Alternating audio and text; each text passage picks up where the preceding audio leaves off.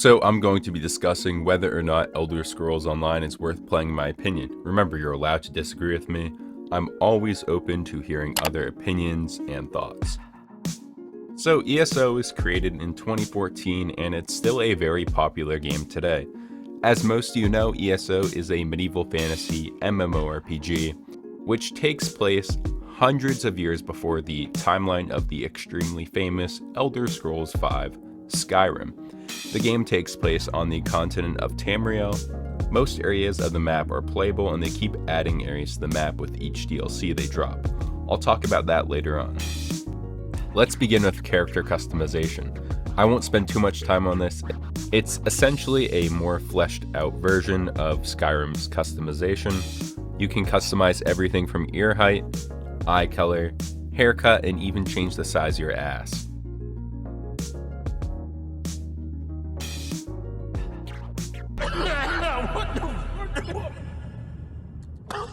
Overall, awesome character customization. There are 10 races to choose from. Unfortunately, the Imperial race is considered an add-on, so there are technically only 9 races to choose from the base game. There are 3 factions which are based on what race you choose, and the PvP of this game is basically a giant race war.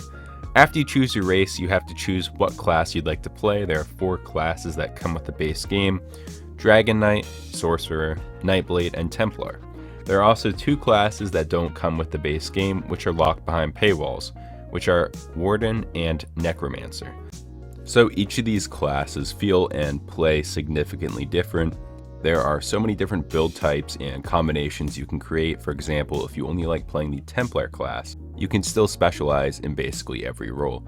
You could be a healer, a tank, or even a DPS Templar.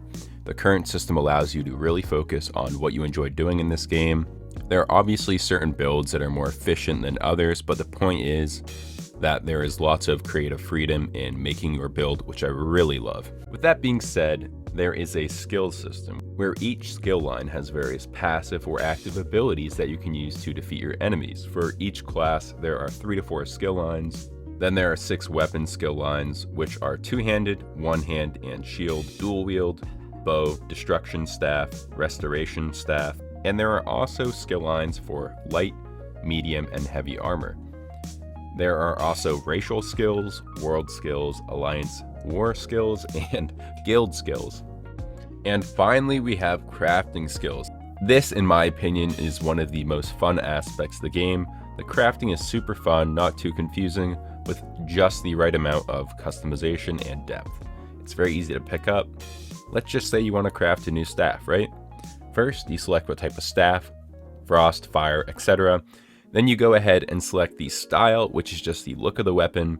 And then you can also select traits, which are essentially bonuses. You can learn new styles and traits by researching items or finding crafting motifs. I believe there are currently 96 different styles and about 8 traits in the game. They keep adding new crafting styles with each game DLC, and that's really just scratching the surface in regards to crafting. You can make your own potions, food, jewelry as well.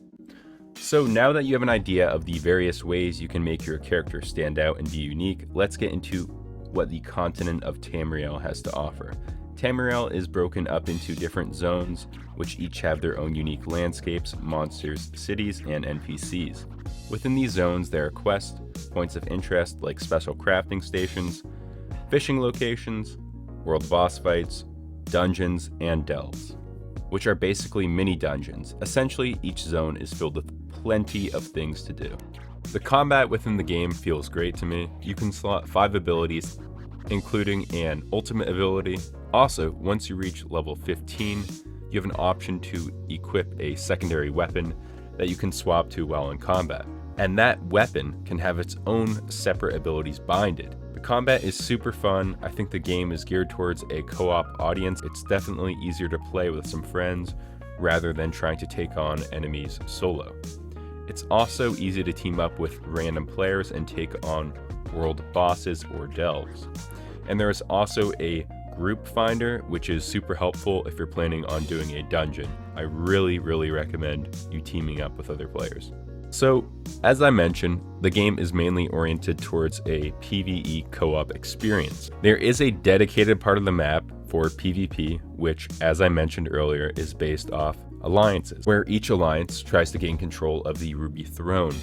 The fights can be really cool. You can use different siege weapons, and it's really rewarding when you take over an enemy territory. But honestly, I've had much more fun on the PvE side of things. However, that's not to say there isn't entertainment value. That's just my personal preference. I enjoy the PvE content much more in this game, and the majority of the game really revolves around PvE.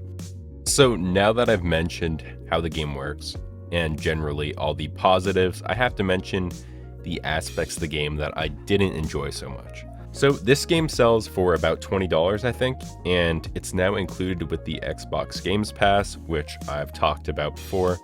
It's a sweet deal. Anyways, I'd say about a third of the map is locked behind DLC, which you can access by buying individual DLC packs or by getting the $15 a month membership. Now, there is literally months of content if you decide to not buy the membership, which is great. But the membership gives perks like 10% XP gains, 10% more gold, double the bank space, a crafting bag which gives you infinite crafting material storage, costume dyeing, and extra furniture space. Now, inventory management in this game is huge. Without the crafting bag, you'll literally have to bank and sell items after every world interaction. They made this game just inconvenient enough so that you can still play, but you'll waste a ton of time managing your inventory. Now, I don't have a problem with games that have membership and excessive in-game cosmetic purchases and DLCs. However, this isn't a free game. The model they use is something you'd see in a free game like RuneScape. I understand that it's a business and they're trying to make money, but we already paid for the game, and on top of that, they locked 2 classes and a race behind a paywall. So besides the fact that they're trying to suck money out of you every second of the way, it's a great game, and the game actually looks pretty decent when you put it on Ultra Mode on PC. And I've put about 60 hours on this on the console version and about 62 hours, I think, on PC. So in total, like 120 something hours. So yeah, you could say I definitely enjoyed this game. I just wish they'd make it free or get rid of the membership system. So the final verdict is yes, Elder Scrolls Online is worth buying and playing at $20. And there really is lots of content to explore even in the base game. Anyways, guys, I hope you enjoyed the video. I hope you'll have fun exploring Tamriel, and as always, have an amazing day.